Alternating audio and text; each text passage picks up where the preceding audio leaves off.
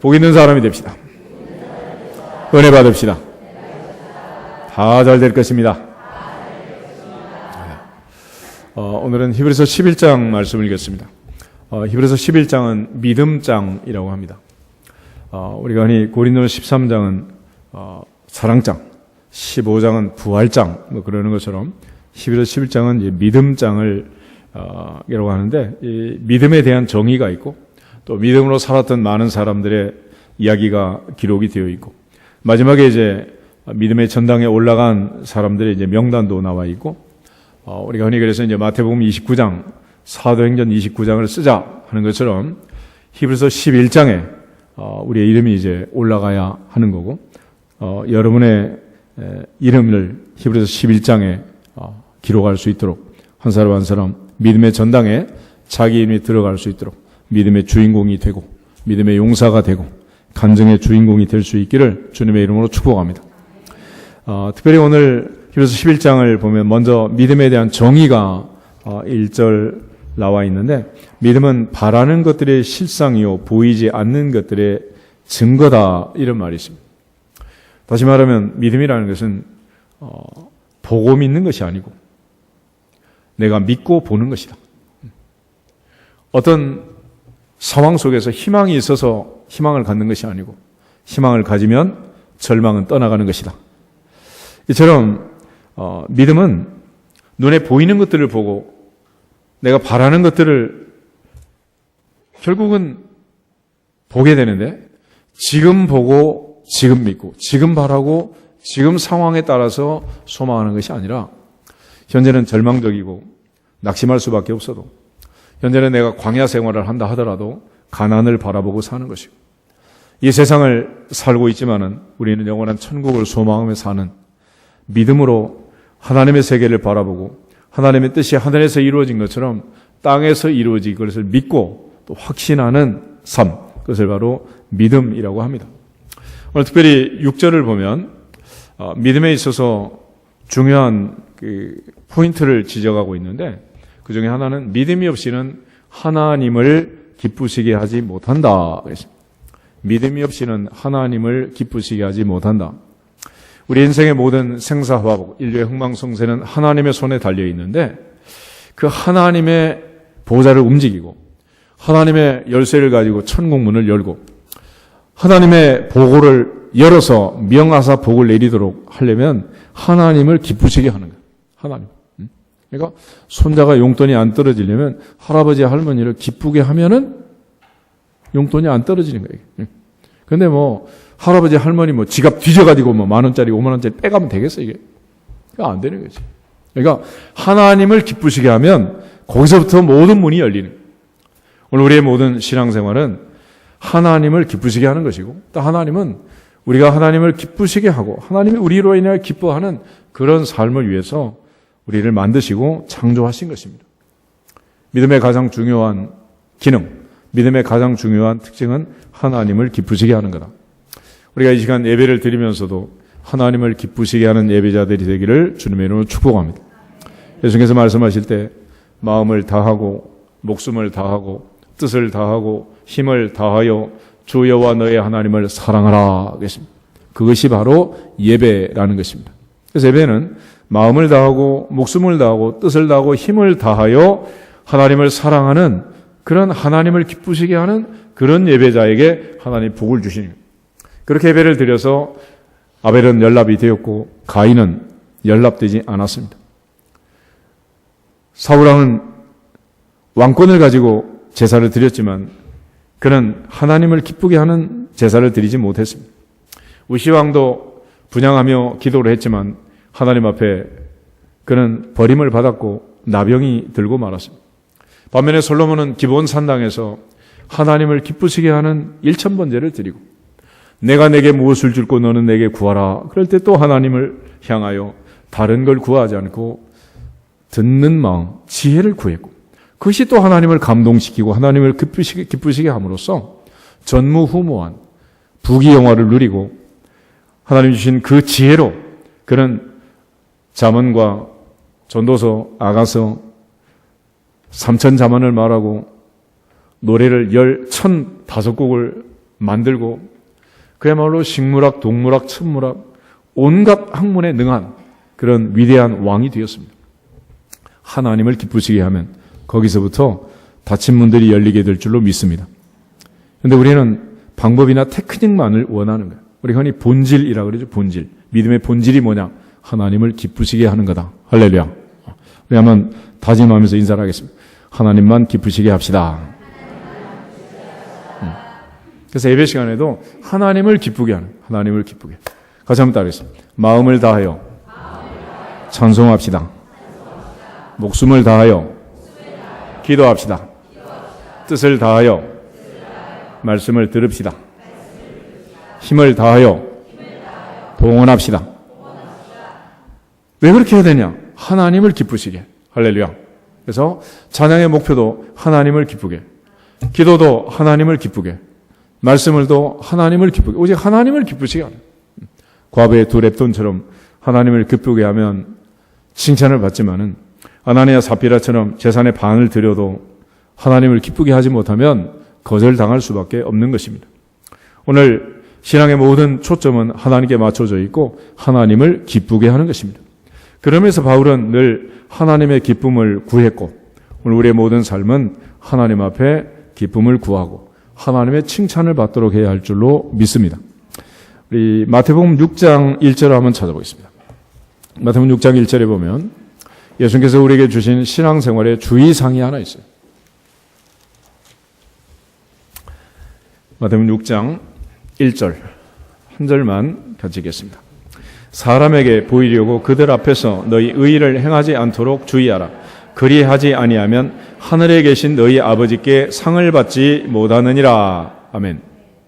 바리새인들의 잘못, 무엇이 잘못이었느냐? 그들은 하루 3번씩 기도했습니다. 제3시, 제6시, 제9시 기도 시간을 정해놓고 매일같이 기도했고 우리처럼 40일 작정한 것도 아니고 한평생을 대를 이어서 했습니다. 일주일에 2번씩은 금식을 했고 소득의 11조는 정확하게 바쳤습니다. 그럼에도 불구하고 그들은 하나님 앞에 인정받지 못했고 마태복음 23장에는 외식하는 서기관들과 바리새인들이여 화 있을진저 이런 말을 7번이나 예수님이 선언하게 되는데 그들이 했던 신앙생활은 외식, 거칠에만 하는 신앙생활, 다시 말하면 사람에게 보이려고 하는 신앙생활을 했다는 거예요. 신앙생활의 대상은, 초점은 하늘에 계신 하나님 아버지인데 하나님 아버지 앞에 하지 않고 사람에게 보이려고 했다. 구제할 때도 사람 앞에 보이려고 나팔 불고 기도할 때도 큰 거리 어귀에 서서 기도하고 금식할 때도 금식한 티를 내면서 그렇게 금식을 하고 모든 면에서 그들은 사람에게 보이려고 하는 그 유혹과 그 미혹을 떨쳐버리지 못하는 우리 모두가 하나님 앞에 믿음으로 하나님을 기쁘시게 한다는 것은 사람에게 포인트를 맞추는 게 아니고 하나님께 초점을 맞추는 것입니다. 그러므로 찬양하는 사람도 하나님을 찬양하라. 할렐루야. 할렐루야라는 말 자체가 너희들은 여호와를 찬양하라 하는 그런 말. 너희들은 여호와를 찬양하라. 그리고 기도할 때도 역시 마찬가지로 골방에 들어가서 은밀한 중에 보시는 아버지 앞에 기도해라. 너희는 이렇게 기도해라. 하늘에 계신 우리 아버지요. 예수님께서 가르쳐주신 기도의 가장 중요한 포인트는 아버지께 기도하는, 아버지께. 기도의 대상은 아버지지 사람이 아니다. 사람 들으라고 하는 게 아니라는 거예요. 말씀을 전하는 거 역시 마찬가지. 우리가 이 시간 전하고 듣는 시간을 갖지만 이것도 하나님을 기쁘시게 할 줄로 믿습니다. 갈라디아서 1장을 한번 보겠습니다. 갈라디아서 1장을 보면 사도 바울이 말씀을 전하고 듣는 갈라디아 교회 성도들에게 책망을 하면서 또 안타까워하면서 그가 복음을 전하는, 말씀을 전하는 자의 자세를 보여주는데 8, 9, 10 세 절을 같이 한번 보겠습니다. 1장 8절 그러나 우리나 혹은 하늘로부터 온 천사라도 우리가 너희에게 전한 복음 외에 다른 복음을 전하면 저주를 받을지어다. 우리가 전에 말하였거니와 내가 지금 다시 말하노니 만일 누구든지 너희가 받은 것 외에 다른 복음을 전하면 저주를 받을지어다. 이제 내가 사람들에게 좋게 하랴 하나님께 좋게 하랴 사람들에게 기쁨을 구하랴. 내가 지금까지 사람들의 기쁨을 구하였다면 그리스도의 종이 아니니라. 아멘. 바로 말씀을 전할 때 항상 하나님을 기쁘게, 사람의 기쁨을 구하지 않고 하나님의 기쁨을 구하는, 하나님을 기쁘게 하는 그런 말씀을 전했다라고 말합니다. 다시 말하면 다른 복음이라는 것은 사람을 기쁘게 하는 복음, 사람이 요청한 대로 사람의 필요에 따라서 그렇게 하는 걸 얘기하는 거예요. 그러나 우리가 하나님의 말씀을 듣는다는 것은 주여 말씀하옵소서 종이 듣겠나이다 하는 많은 선지자와 사도들처럼 무슨 말씀을 하시든지 그 말씀을 듣고 믿고 마음에 새기고 순종할 때, 듣고 지켜 행할 때 들어가도 나가도 복을 받느니라. 결국 하나님의 말씀을 전하고 들을 때도 하나님을 기쁘게 하는 거예요. 하나님을 기쁘게. 결과적으로 세상이 이렇게 뒤집어진 것은 휴머니즘, 인본주의 시대가 르네상스 시대부터 태동하면서부터 이제 초점이 하나님으로부터 인간에게, 신으로부터 인간에게 온 거예요. 그래서 우리의 교회 신앙생활 자체도 이게 참 언밸런스한 신앙생활을 하는데, 말씀을 전하고 찬송하고 들을 때는 하나님의 절대 주권을 인정하고 거기에 인간의 어떤 의견이나 개입이 할 수 있는 그런 틈이 없어요. 그런데 교회가 어떤 결정을 할 때는 정말 초대교회처럼 하나님께 기도하고 하나님의 응답이 올 때까지 그렇게 간절히 기도하고 그 뜻을 따라서 결정을 하느냐? 이제 모두 다 민주주의잖아. 누가 주인이라는 거예요? 갑자기 민이 주인이 된 거예요. 이게 전부 다 이상하지만 안 맞는 거예요, 이게. 그래서 교회마다 헷갈리고 신앙생활마다 헷갈리고 이러는 거예요, 이게. 기도할 때는, 말씀을 들을 때는, 말씀을 전할 때는, 아이들한테 말씀을 가르칠 때는 하나님 말씀에 순종해야 된다. 그렇게 말하는데 결과적으로는 이 세상은 지금 하나님의 뜻이 아닌 사람의 뜻대로, 사람이 원하는 대로, 사람이 만든 법대로 사람이 끌고 가는 인간의 세상이 되고 만 거예요. 그걸 어찌해야 되면 좋습니까? 그렇게 가다 보니 이제 시청 앞에서는 퀴어 축제를 하고 이게 뭐 어디까지 갈지 이제 끝도 없는, 제주도에서는 뭐 다른 나라 사람들까지 들어와가지고 그냥 힘들게 하고 도대체 뭐 어디까지 갈지 알 수가 없어요. 이 모든 비극이 어디서부터 출발되는 거냐? 하나님을 기쁘게 하고 초점을 하나님께 맞춰야 할 하나님의 사람들이 눈을 돌려가지고 하나님은 제쳐놓고 하나님 외면하고 그렇게 살기 시작하면서부터 문제가 복잡해진 것입니다. 오늘 히브리서 11장 6절을 다시 보시면 믿음의 가장 중요한 본질이 두 가지가 있습니다. 첫 번째가 뭐냐? 하나님께 나아가는 자는 반드시 그가 계신 것을 믿어야 할지니라. 하나님의 존재를, 하나님이 함께 계심을 믿어야 할지니라. 이게 첫 번째예요. 두 번째는 또한 그가 자기를 찾는 자들에게 상 주시는 이심을 믿어야 할지니라. 한 번 죽는 것은 사람에게 정하신 이치요 그 후에는 반드시 뭐가 있다? 심판이 있다는. 우리가 오늘도 신앙 고백했지만 예수님이 이 땅에 오시는 이유가 뭐냐? 많은 이유가 있고 재림의 목적이 있지만 그중에 대표적으로 중요한 게 우리가 신앙 고백할 때마다 간구하는 게 저리로서 그곳으로부터 산자와 죽은 자를 뭐로 오시리라? 심판으로 오시는. 우리가 하는 모든 행위에 대해서 하나님의 심판이 있고 하나님의 심판에 의해서 상을 받을 자에게는 상을 주고 벌을 받을 자에게는 벌을 주고 하나님의 심판이 있다는 이 놀라운 사실을 믿어야 할지니라. 이걸 진짜로 믿는다면 오늘 같은 세상이 되겠냐는 거예요. 다윗은 사망의 음침한 골짜기에서도 주께서 나와 함께 계심이라 믿었고, 다니엘은 믿음으로 사자굴 속에 들어가서 하나님과 함께 사자의 입을 봉하고 살아났습니다. 바울은 유라굴로 광풍 속에서 태풍 한가운데서 나는 어젯밤에 내게 말씀하신 그대로 되리라고 하나님을 믿노라 다짐하면서 하나님이 함께 계심을 믿었고 276명을 향하여 한 명도 안 죽는다. 걱정하지 마라. 재물의 손괴는 있겠지만 생명은 다 살아날 거다 라고 선포했고 하나님 바울의 선포대로 그들을 다 살려주었습니다. 오늘 하나님을 믿고 하나님을 섬기는, 그리고 교회를 다니면서 이제 믿음이 자라고 성장해서 한 사람 한 사람 직분도 맡고 중직이라 그러지. 중직. 무거운 짐을 맡았는데 그 짐을 질 수 있는 가장 중요한 믿음의 핵심이 뭐냐? 첫째, 하나님 계신다 안 계신다? 정말로 믿습니까? 믿으라는 거예요. 그래서 믿음의 정의를 먼저 말하는 거예요. 믿음은 바라는 것들이 실상이고 보이지 않는 것들이 증거다. 하나님 아버지의 특징이 뭐냐? 보여요, 안 보여?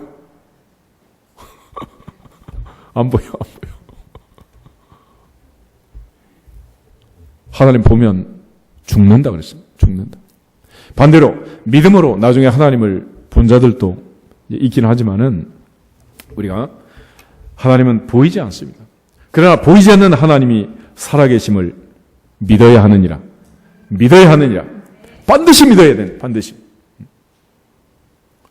만약에 자녀들이 24시간 엄마가 오늘 너하고 좀 따라다녀야 되겠다 라고 따라다니면 감사할까요? 불편할까요?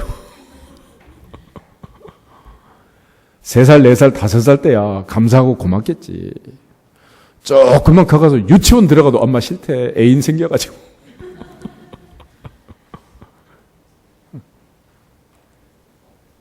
그런데 중학교 2학년 때쯤 되면 엄마가 따라다닌다면 어떻게 되겠어요? 요즘 중2가 제일 무섭다는데 중2가 왜 무섭냐? 그랬더니 중학교 2학년쯤 되면 드디어 내 키가 엄마 키를 능가하기 시작한대.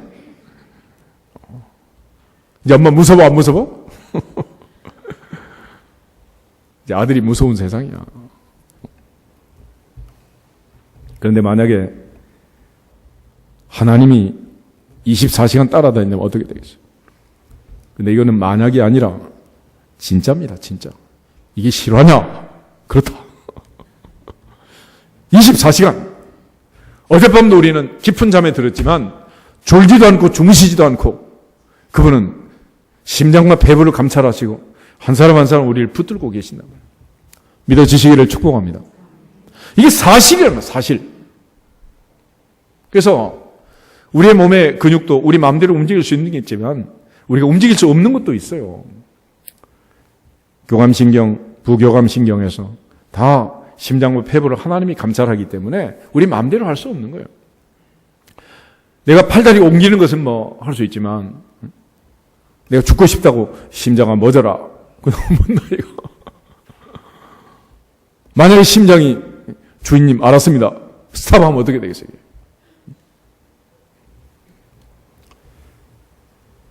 그래서 하나님은 보이지 않지만 존재하신다 안 하신다? 그러므로 진짜로 하나님이 계신다고 믿으면 이렇게 살면 안 된다는 거죠. 요즘은 곳곳에 하나님이 계신 게 아니라 CCTV가 있다. 범인은 다 걔가 잡아내잖아. 걔가. 24시간 막 돌아가면서. 하물며 사람의 기술도 그 정도인데 하나님이 그걸 모르겠어요. 북한에서 뭐 트럭 하나 움직이면 다 하늘에서 지금 체크를 합니다. 해상도가 얼마나 좋은지 망원경 자체가 바로 1m 앞에서 보는 것처럼 번호판을 다 찍고 여러분 얼굴도 바로 1m 앞에서 찍는 것처럼 찍는데요. 단 한 가지 모르는 게 있는데 마음만 모르겠다. 그런데 하나님은 그 마음을 아신다 모르신다? 그 마음까지 아신다는 거예요. 외모를 보지 않고 중심을 보시는 그 하나님이 계신다 안 계신다? 계신다. 그 하나님이 계심을 진짜로 믿는다면 기도를 그렇게 하면 되겠느냐? 예배를 이렇게 드리면 되겠느냐? 우리가 전도를 선교를 이렇게 하면 되겠냐는 거예요. 하나님이 진짜로 계시면 찬양 이렇게 해도 되겠느냐? 말씀은 이렇게 전하고 들어도 되겠느냐? 또 하나는 이 모든 일을 하나님이 심판하신다 안 하신다? 심판한다. 심판. 사람은 외모를 보기 때문에 외모만 보고 평가를 하고 상도 주고 벌도 주고 그러지만 중심을 보시는 하나님은 전혀 다르다는 거예요. 고린도전서 4장을 한번 보겠습니다. 사도 바울은 고린도 교회 성도들에게 맡은 자가 할 일은 충성이라고 했습니다. 충성. 그런데 하나님 앞에 우리가 충성해야 되는 진짜 이유를 가르쳐 줍니다. 1절에서 5절 보겠습니다. 사람이 마땅히 우리를 그리스도의 일꾼이요 하나님의 비밀을 맡은 자로 여길지어다. 그리고 맡은 자들에게 구할 것은 충성이니라. 너에게나 다른 사람에게나 판단받는 것이 내게는 매우 작은 일이야. 나도 나를 판단하지 아니하노니 내가 자책할 아무것도 깨닫지 못하나 이로 말미암아 의롭다함을 얻지 못하노라. 다만 나를 심판하실 이는 주시니라. 그러므로 때가 이르기 전 곧 주께서 오시기까지 아무것도 판단하지 말라. 그가 어둠에 감추인 것들을 드러내고 마음의 뜻을 나타내시리니 그때에 각 사람에게 하나님으로부터 칭찬이 있으리라. 아멘. 주님 다시 오시면 그때 칭찬이 있을 거라. 5달란트, 2달란트 받은 종들에게 칭찬하셨던 것처럼 착하고 충성된 종아, 내가 작은 일에 충성하였으니 내 주인의 즐거움에 참여할지어다. 여러분 모두가 다 칭찬받고 천국잔치에 참여할 수 있기를 주님의 이름으로 축복합니다. 우리가 이 땅에서 충성해야 되는 것은 사람에게 보이려고 하는 게 아니라 누구에게? 하나님께 보이는 거예요. 하나님께. 그런 차원에서 오늘 성경은 하나님을 기쁘시게 해라. 이유는 무엇을 하든지 하나님의 영광을 드러내기 위한, 그것이 바로 하나님이 우리를 창조한 목적이고 이 세상을 만드신 목적이기 때문에 그런 거예요. 그러면 하나님이 이처럼 기뻐하시고 하나님을 기쁘게 하기 위해서 우리 몇 가지 이제 전제를 생각해 봐야 되는데, 그 중에 하나는 하나님이 하신 가장 중요한 2가지 일이 있어요. 하나님의 큰 일 2가지가 있는데 그게 뭐냐? 하나는 천지창조, 또 하나는 인간의 구원 사건입니다. 성경의 첫 번째 책은 창세기고 두 번째 책은 출애굽기인데, 하나님이 하신 가장 위대한 2가지 일에 대해서 감사 찬양했던 시편이 있어요. 시편 136편을 보겠습니다.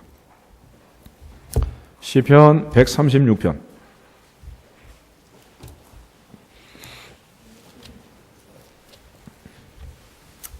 먼저 4절부터 9절 말씀을 같이 보도록 하겠습니다. 시편 136편 4절에서 9절.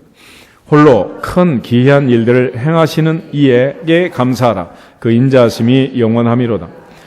지혜로 하늘을 지으신 이에게 감사하라. 그 인자하심이 영원함이로다. 땅을 물 위에 펴신 이에게 감사하라. 그 인자하심이 영원함이로다. 큰 빛들을 지으신 이에게 감사하라. 그 인자하심이 영원함이로다. 해로 낮을 주관하신 이에게 감사하라. 그 인자하심이 영원함이로다. 달과 별들로 밤을 주관하신 이에게 감사하라. 그 인자하심이 영원함이로다. 아멘. 여기 보면 4절에 큰 기이한 일을 행하신 분, 큰 일, 기가 막힌 일, 기묘한 일, 신묘막측한 일, 기적 같은 일을 행하신 그분에게 감사해라. 그리고 나서 그 크고 기이한 일이 뭐냐? 첫째가 천지창조, 크리에이션이네. 크리에이션, 천지창조.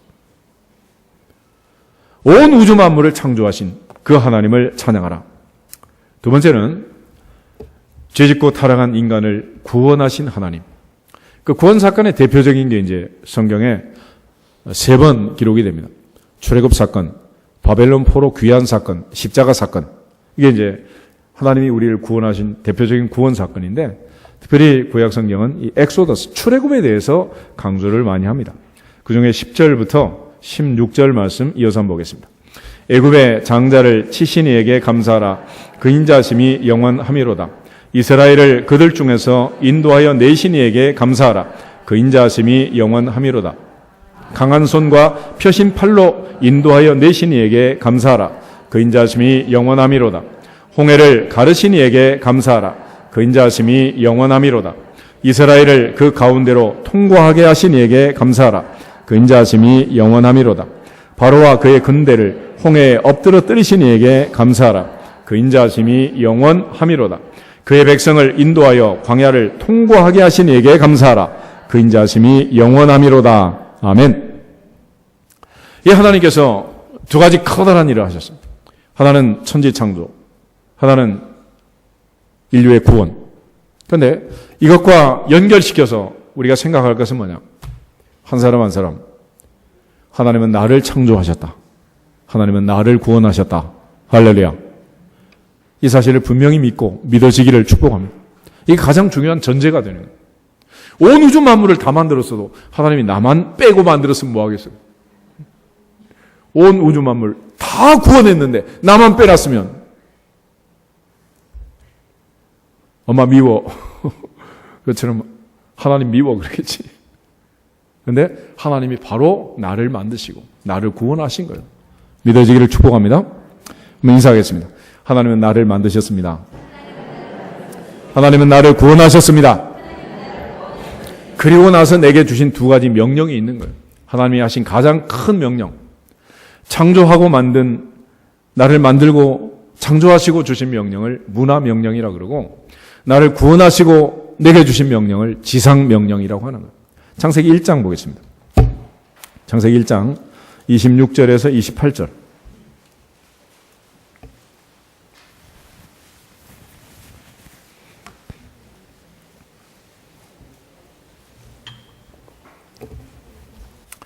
저서면 같이 읽겠습니다. 26절. 하나님이 이르시되 우리의 형상을 따라 우리의 모양대로 우리가 사람을 만들고 그들로 바다의 물고기와 하늘의 새와 가축과 온 땅과 땅에 기는 모든 것을 다스리게 하자 하시고, 하나님이 자기 형상 곧 하나님의 형상대로 사람을 창조하시되 남자와 여자를 창조하시고, 하나님이 그들에게 복을 주시며 하나님이 그들에게 이르시되 생육하고 번성하여 땅에 충만하라. 땅을 정복하라. 바다의 물고기와 하늘의 새와 땅에 움직이는 모든 생물을 다스리라 하시니라. 아멘. 하나님께서 인간을 만든 이유가 뭐냐? 하나님이 온 우주 만물을 다스릴 수 있는 통치하는 권세를 인간에게 주셨고, 인간에게 그 명령을 지금 하고 있는 것입니다. 하나님의 통치권, 하나님의 도미니언을 우리에게 넘겨준 거예요. 넘겨준. 그리고 우리로 하여금 만물을 다스리고 통치하라고 얘기하는 건데, 여기 보면 특별히 28절에 하나님께서 복을 주시며 인간에게 하신 말씀, 생육하고 번성하여 땅에 충만하라. 땅을 정복하라. 바다의 물고기, 하늘의 새, 땅에 움직이는 모든 생물을 다스리라 그랬습니다. 얘기를 잘못 해석하면 갑질할 수가 있어요. 요즘 말대로. 근데 이건 갑질하라는 게 아니라 엄마가 되라, 아빠가 되라, 그런 얘기입니다. 엄마 아빠는 아들 딸한테 어떻게 해야 돼? 케어하는 거야. 케어. 돌보는 거죠. 돌보고 다스리고 통치하는 것 같지만은 보호하고 책임지고 필요한 거 공급해주고 그걸 하는 거예요. 그러니까 하늘의 새, 공중의 모든 나다니는 새들, 바다의 물고기 할 것 없이 다 돌봐주라는 거예요. 그래서 요즘은 반려동물이라는 말도 하고 반려식물이라는 말도 하잖아요. 한때는 어항을 만들어가지고 전부 집집마다 어항, 요즘은 또 많이 치웠다고 많더라고요. 물고기 밥 주는 것도 쉬워 어려워? 어려워요. 시어머니 밥 주는 것보다 더 어려워. 다 돌보라는 돌봐. 근데 그걸 갖다가 막 산자락을 자르고 초전 막살 막 굴을 만들고 다리를 만들고 막 이렇게 세상을 파괴하라는 게 아니에요. 그 옛날에 했던 표가 하나 있잖아. 사람은 자연보호, 자연은 사람보호. 사람이 자연을 파괴하니까 이제는 날씨도 자연도 하늘도 땅도 우리를 공격하잖아요. 이게 힘든 세상이 된 거예요. 이게. 여름도 너무 더워졌고 겨울은 너무 춥고. 그런데 놀라운 사실은 남극 북극은 또 녹아가잖아요. 이게. 사람으로 치면 머리는 차갑고 가슴이 뜨거워야 되는데 가슴에 해당되는 한반도는 너무 춥고 북극은 지금 녹아가고 있단 말이에요. 머리가 뜨겁고 가슴이 차가운 사람 뭐라 그래? XX 뭐 이런 이상한 세상이 지금 되고 있는 거예요. 이게 전부 다 누구 때문에? 이 명령을 지키지 않은 우리 때문에 그래요. 우리 때문에. 그리고 하나님이 우리를 구원하시고 주신 명령이 지상 명령인데 마태복음 28장 보겠습니다. 마태복음 28장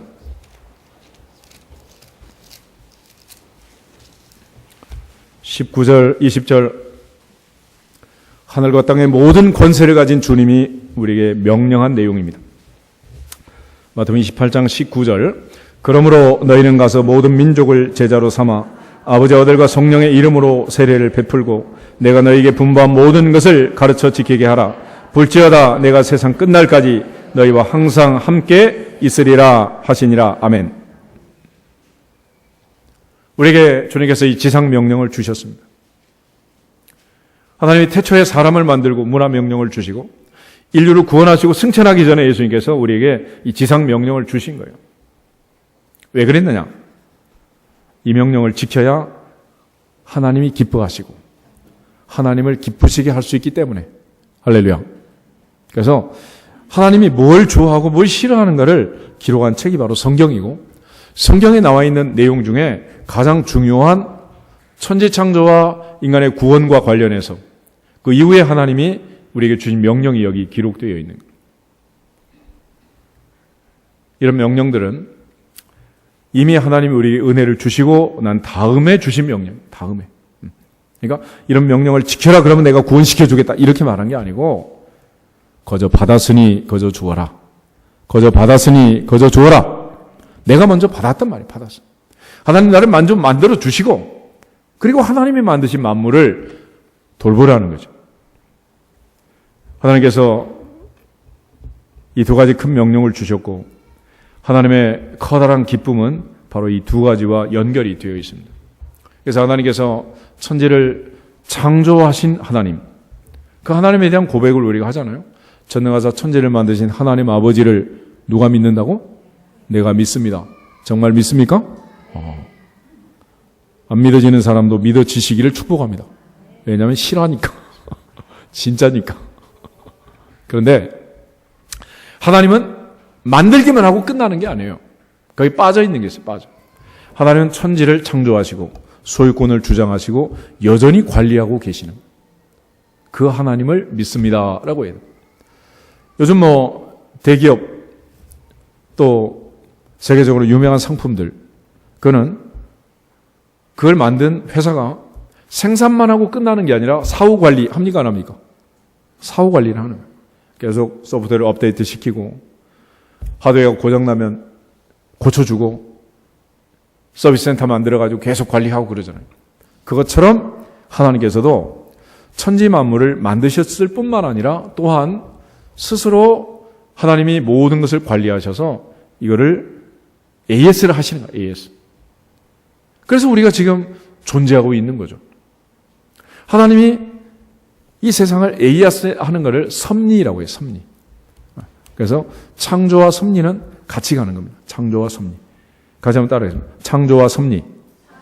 창조와 섭리. 그러니까 애를 낳았으면 부모의 책임을 다하라는 거예요. 그는 책임과 권리와 책임과 마찬가지예요. 그러니까 하나님은 우리에 대한 소유권만 주장하는 게 아니라 관리하신다 안 하신다? 관리하시는 거예요. 보통 우리나라는 집들이 전부 아파트고 대부분 이렇잖아요. 외국 가면 이제 단독주택주 짓고 자기 앞마당 꽃밭 만들어가지고 관리를 하잖아요. 근데 보면은 어떤 집은 이쁘게 단장이 잘 되어 있고 어떤 집은 풀이 무성하고 그래. 목동 아파트 1층에 보면 전부 정원이 있잖아요. 정원. 그죠? 정원. 어떤 집은 그야말로 아기자기하게 관리가 잘 되어 있고 어떤 집은 막 대충대충 되어 있고. 무슨 차이인지 아세요? 게으르고 부지런하고 이런 차이가 아니에요. 주인이 사는 집은 관리를 하는 거고 새 사는 집은 그냥 내버려 두는 거야. 다시 말하면 우리가 권리를 주장하는 거 중요하지만 뭘 해야 된다고? 책임과 의무를 또 해야 되는 거예요. 책임과 의무를. 그러니까 부모의 권리만 주장하지 말고 아이들을 돌보고 케어하는 또 사명을 다해야 되는 것처럼, 예를 들어서 반려식품, 식물을 기르는 사람도 마찬가지예요. 난초 하나 기르는 거 쉬워요, 어려워요? 추운 겨울. 아들 보듯이 손자 보듯이 봐야 돼. 그래야 얼어 죽지 않는단 말이에요. 온도도 맞춰주고 닦아주고 이뻐해주고. 진정한 농사꾼은 어떤 사람이냐 그랬더니 논밭에 있는 곡식하고 대화가 되는 사람이다. 그게 안 되면 농사꾼이 아니래. 그래서 곡식은 농부의 발자국 소리를 듣고 자란다 그러더라고. 집에 있는 강아지도 마찬가지잖아. 우리 집에 강아지 한 마리 있는데 이제 나이가 들어가지고 늙어가는 것 같아. 안쓰러운 일. 여하튼 보면은 얘가 나한테 가르쳐준 게 너무 많아. 얘는 절대로 말을 안 해. 침묵.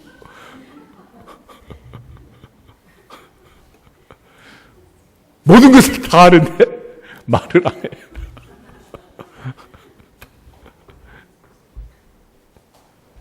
그리고 또 걔가 부지런히 하는 일이 있더라고 보니까. 그게 뭐냐면 아침에 일어나면 기지개를 켜는 거예요. 스트레칭. 기지개를 켜. 또 하나는 해가 뜨면 반드시 아파트 베란다 쪽으로 와서 일광욕을 하더라고. 인간도 보니까 건강이 다른 게 아니고 무슨 뭐 러시아 월드컵의 선수처럼 뛰어다니면서 관절 망가뜨리는 게 아니고 운동을 하는 운동. 근육을 풀어주고 뭉치지 않도록. 전부 다 어깨가 뭉쳤니 어디가 뭉쳤니 뭐 맨날 침 맞으러 다니고 뭐하고 다니고 병원 다니고 무슨 뭐 이런 거 하지 말고 스트레칭. 그리고 햇빛 보고 돌아다니면 비타민 D 나온다 그러잖아. 콩알 주워먹지 말고. 근데 안 하잖아. 안 해. 아주 뭐 햇빛 한다 그러고 뭐 하얗게 해가지고 뭐 창백하게 해가지고. OECD 국가 중에서 결핵이 1위인 나라가 어느 나라인지 아세요? 대한민국이 대한민국. 옛날에 못 먹고 살 때나 결핵이 걸리는 거지. 지금 같은 세상에서 무슨 결핵이냔 말이에요. 결핵. 말도 안 되는 얘기를 하는 거야 이게. 기존부 따져보면 이러한 문화 명령을 안 지켜서 그런 거예요. 안 지켜서. 하나님 건강하게 살라고 다 말씀하셨는데도 욕심만 부리고 살다 보니까 이게 전부 다 이게 망가진 거 망가져. 그러므로 여러분 스스로가 건강하게 행복하게 사는 그걸 하나님은 기뻐하신다 슬퍼하신다. 그걸 기뻐하는 그걸. 아멘? 그걸 기뻐해. 그리고 강아지는 보니까 딱 애가 한 가지 특징이 있는데 일단 몸이 아프잖아? 그러면 잘 먹어요? 안 먹어요? 일단 그날부터는 금식하더라고, 금식. 여러분 사람이 몸이 아프면 식욕이 돋아요? 사라져요? 왜 그럴까? 아프면 먹으라는 거예요? 먹지 말라는 거예요? 먹지 말라는데 막 식욕 촉진제 먹어가면서 막 더 먹잖아 막. 낫겠어 안 낫겠어? 절대 안 낫는 거야. 속을 좀 비우라는 거야. 비워. 일주일에 한 번씩만 금식을 하고 그래도 건강하대요. 바리새인들은 일주일에 2번이나 금식을 했어요. 참 대단한 사람들이지 뭐. 대단한 사람들. 그러니까 이 관리를 잘해야 되는데 이 관리를 잘 못한 거야. 관리를. 내가 이런 걸 옛날에 알았으면 이렇게 아프지 않았을 텐데. 안식을 안 해도 될 텐데 이게 뭐 서 있지만 지금 난 허리가 너무 지금 나도 모르게 지금 막 우리하니 아파 이게. 근데 어쨌거나 여하튼 여러분은 아프지도 말고 죽지도 말고 여하튼 건강하시기를 축복합니다. 그러자면 하나님이 내린 명령을 잘 지켜야 되는데 이거는 관리자로서 하는 거야. 식물도 기르고 동물도 기르고 하늘도 보고 산도 보고 바다도 보고 할렐루야. 그래서 보통 겨울에 우울증이 많고 또 자살 사건도 많대요. 그런데 이것들이 이제 밖에 나가서 산책하고 햇빛 보고 운동하고 이러기만 해도 자살률이 확 떨어진대요. 계절 차이도 굉장히 많대요. 그러니까 아침 저녁 요즘 해가 일찍 뜨고 해가 늦게 지는 것은 일찍 들어가 자라는 거요? 좀 운동하라는 거야? 집에 들어가면 뭐해? 밥 먹고 뭐 잠밖에 더 자겠어. 요즘 잠도 안 자고 TV 보느라고. 근데 하여튼 여러분 스스로 자기 몸을 잘 관리해야 되는 거예요. 건강이란 건 다른 게 아니고 내가 죽는 날 아침에 내가 일어나서 목욕 제기하고 며느리가 차려준 밥상 잘 받아 먹고 내 손으로 내 자리 딱 만들어가지고 숨 딱 끊어지는 거야. 아멘? 그런데 우리나라 사람들 평균 수명이 지금 80이 넘었대요. 놀라운 사실은 건강하게 80이면 좋은데 그중에 10년 이상을 병상에 누워있는 사람이 한 반 정도 되고 셋 중에 하나는 암에 걸린대. 통계가 그래, 통계가. 우리 교회는 그래도 하나님이 은혜 주셔서 다들 건강하게 이만큼 사니까 감사한 거지 뭐. 그런데 여튼 자기 관리를 잘 하셔야 돼. 그래서 여름에도 여튼 하나님이 주신 계절에 따라서 하나님이 제철해 주신 음식들이 있고 또 열매들이 있잖아요. 그것들을 잘 먹고 하나님이 하라는 대로 하면 되는 거예요. 그러니까 겨울에 좀 추울 때는 해가 늦게 뜨고 일찍 지고 그러잖아. 그건 돌아다니라는 거야? 돌아다니지 말라는 거야? 겨울에 돌아다니다가 막 고관절 부러지고 맨날 입원하고 막. 그러면 또 안 되는 거야, 이거는. 그러니까 하나님이 하라는 대로 하면 돼, 하라는 대로. 아멘? 그러면 다 건강하게 되는 겁니다. 그걸 하나님은 기뻐하시는 거야. 그러니까 우리가 건강하게 영혼이 잘된 같이 범사가 잘 되고 건강하기를 원하노라. 건강하기를 원하노라. 건강하게 사실 건강하게. 그래야 하나님을 기쁘게 하는 거예요. 또 그래야 또 이제 모세처럼 120살까지도 사역을 하고 건강하게 또 하나님의 일을 하는 거 아니겠습니까? 또 하나 이제 하나님이 기뻐하는 가장 중요한 포인트는 어디 있느냐? 그러면 우리에게 내린 지상 명령하고 인간의 구원 사건하고 연결이 되어 있습니다. 왜 하나님이 땅 끝까지 가서 막 복음을 전하라 그랬고 바울은 땅 끝까지 복음을 전하려고 했겠어요. 바울은 사도행전을 보면 나는 로마를 보아야 하리라. 로마를 보아야 하리라. 계속 로마 타령을 합니다. 로마에 들어간 다음에는 뭐라고 얘기하냐? 나는 사바나를 보아야 하라. 사바나를 보아야 하라. 스페인을 봐야 돼. 스페인. 당시 유럽의 땅 끝은 어디요? 스페인이야. 스페인. 콜럼버스가 이제 신대륙을 발견해서 이제 아메리카 대륙도 발견하고 그런 거지만은 2000년 전에 사도 바울은 땅끝 예수님의 명령을 따라서 땅끝을 향해서 복음을 전하려고 했는데 도대체 왜 그랬느냐? 내가 사람을 기쁘게 하라. 하나님을 기쁘게 하라. 내가 만약 사람을 기쁘게 하려면 나는 하나님의 종이 아니다. 그리고 하나님만 기쁘게 하려고 했는데 그러면 하나님이 정말 이런 걸 기뻐하시느냐 하는 거죠.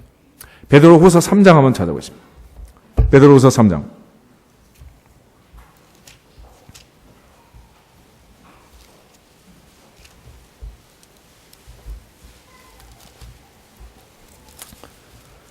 (8절) (9절) 두 절 보겠습니다. 베드로서 3장 8절. 사랑하는 자들아 주께는 하루가 1000년 같고 1000년이 하루 같다는 이 한 가지를 잊지 말라. 주의 약속은 어떤 이들이 더디다고 생각하는 것 같이 더딘 것이 아니라 오직 주께서는 너희를 대하여 오직 오래 참으사 아무도 멸망하지 않고 다 회개하기에 이르기를 원하시느니라. 아멘. 하나님은 그 어떤 사람도 멸망하기를 원한다. 원치 않는다? 원하지 않는다. 다 구원받기를 원한다. 회개하기를 원한다. 디모데 전서 2장을 한번 더 보겠습니다. 디모데 전서 2장 1절부터 4절 338페이지. 디모데 전서 2장 1절에서 4절. 디모데 전서 2장. 그러므로 내가 첫째로 권하노니 모든 사람을 위하여 간구와 기도와 도구와 감사를 하되 임금들과 높은 지위에 있는 모든 사람을 위하여 하라. 이는 우리가 모든 경건과 단정함으로 고요하고 평안한 생활을 하려 함이라. 이것이 우리 구주 하나님 앞에 선하고 받으실 만한 것이니 하나님은 모든 사람이 구원을 받으며 진리를 아는 데 이르기를 원하시느니라. 아멘. 그러니까 그 모든 사람을 위해서 다 기도하라는 거예요. 정치인을 위해서도 기도하고 경제인을 위해서 기도하고 문화예술을 하는 사람 모든 사람 다 위해서 기도해라. 그들도 다 하나님은 구원받기를 원하시고 모든 사람이 하나님의 구원을 받고 진리를 아는 데 이르기를 원하시기 때문이다. 할렐루야. 하나님은 원한다. 그러니까 요즘 뭐 서울역 시청 광장에서 뭐 퀴어 축제 한쪽에서는 또 기도회 하고 그런다는데 우리 뭐 용기가 없어 못 가지만은 그들을 위해서도 뭐를 해야 돼? 기도를 해야죠. 하나님 그 사람도 멸망하는 걸 원치 않는데 그런 말이 어디 있느냐? 에스겔 18장을 한번 보세요. 에스겔 18장.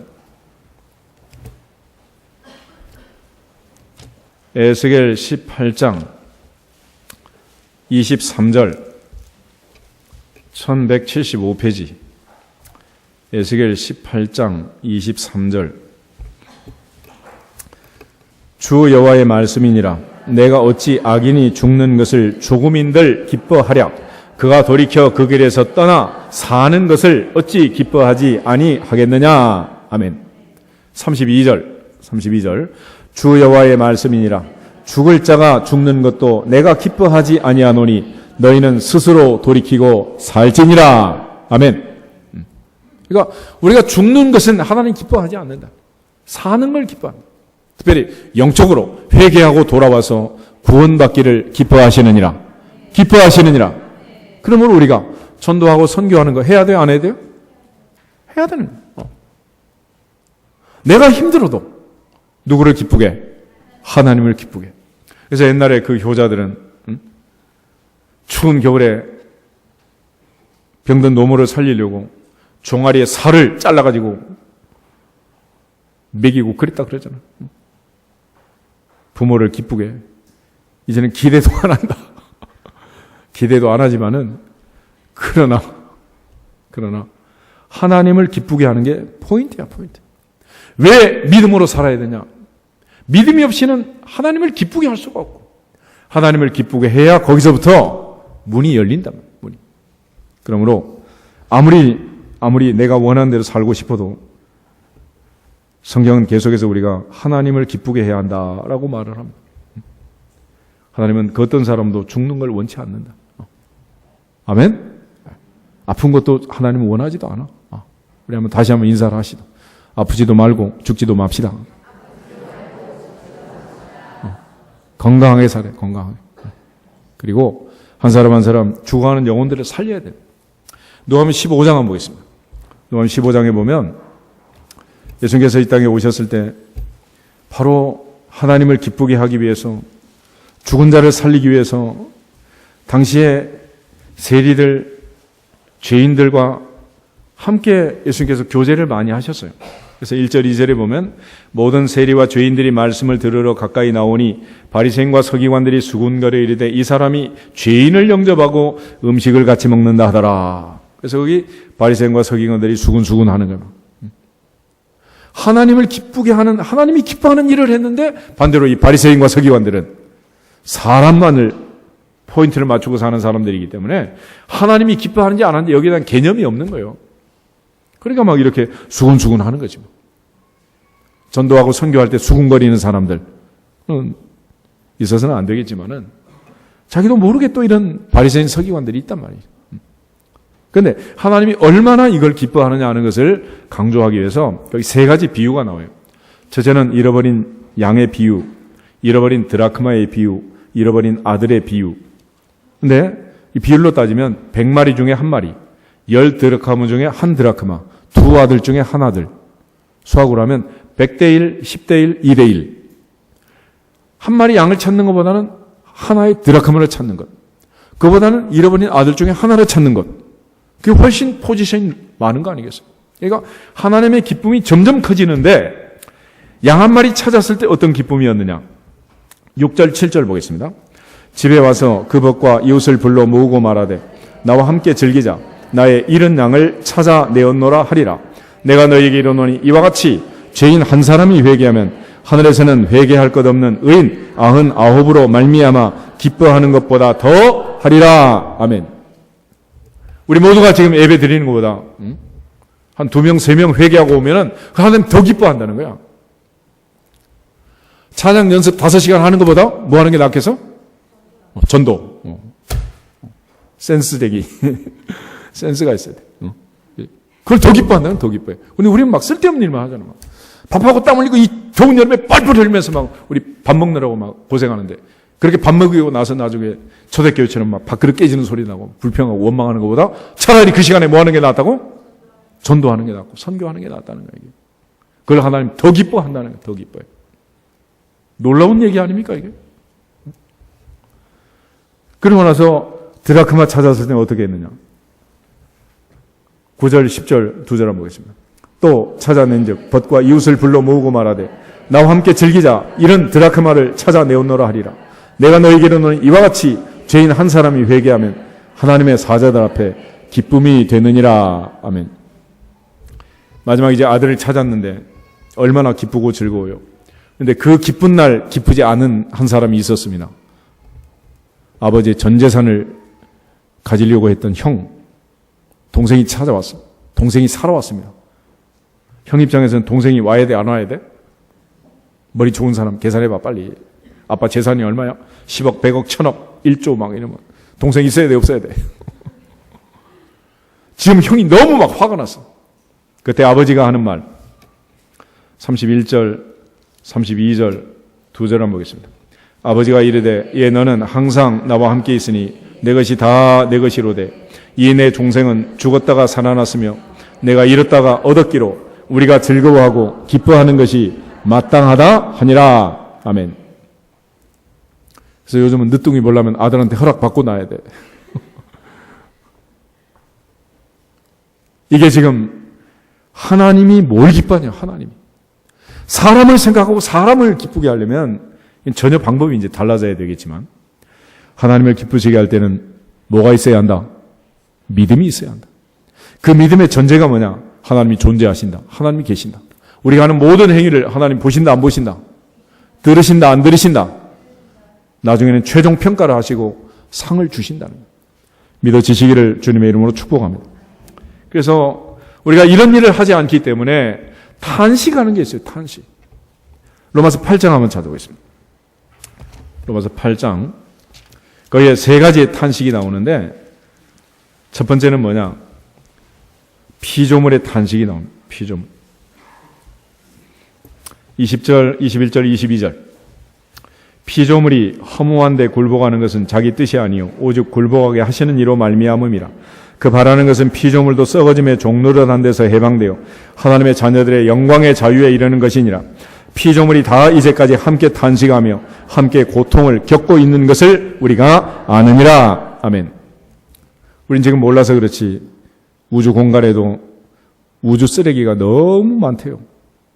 한여름 바닷가에는 바닷가의 쓰레기가 얼마나 많은지. 이번에 일본에 또 뭐 홍수 사태가 나고 그 많은 쓰레기가 지금 막 바다로 다 들어가게 생겼잖아요. 온 피조물이 다 지금 고통을 하고 탄식을 하는 뿐만 아니라 사람도 마찬가지라는 거죠. 23절 보겠습니다.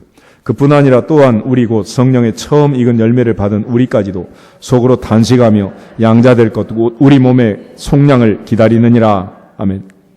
그래서 영적으로 깊은 영성을 가지고 영의 세계에 들어간 눈을 열어서 귀를 열어서 남이 보지 못하는 것을 보게 하고 듣지 못하는 것을 듣게 하시고 깨닫지 못하는 것을 깨닫는 많은 하나님의 사람들이 기도하며 탄식하고 있다. 탄식.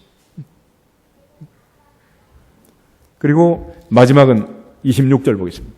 세 번째 탄식이 있는데 이와 같이 우리 성령도 우리의 연약함을 도우시나니 우리는 마땅히 기도할 바를 알지 못하나 오직 성령이 말할 수 없는 탄식으로 우리를 위하여 친히 간구하시느니라. 아멘.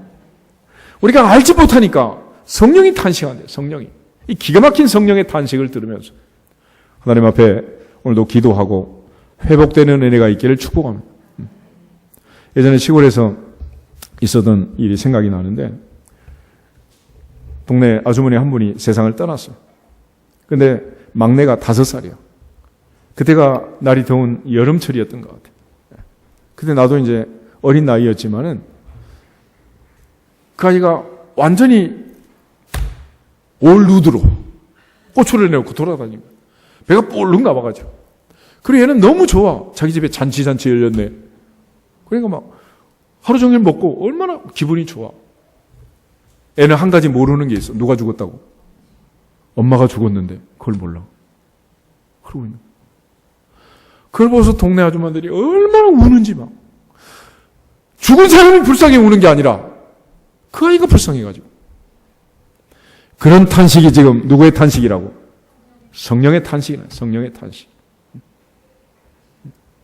오늘 하나님을 기쁘시게 하는, 하나님 명령에 순종해서 하나님 기쁘시게 하는 우리 모두가 되기를 축복합니다. 그리고 진정으로 우리가 선지자 이사야처럼 볼 수 있는 눈이 열리고 들을 수 있는 귀가 열리고 깨달을 수 있는 마음이 임해서 하나님만을 기쁘시게 합니다. 바울처럼 하나님을 기쁘게 하는 것이 아니면 나는 그리스도의 종이 아니라 그러죠. 올여름도 하나님만을 기쁘시게 하는 우리 모두가 되기를 주님의 이름으로 축복합니다. 다 같이 옆 사람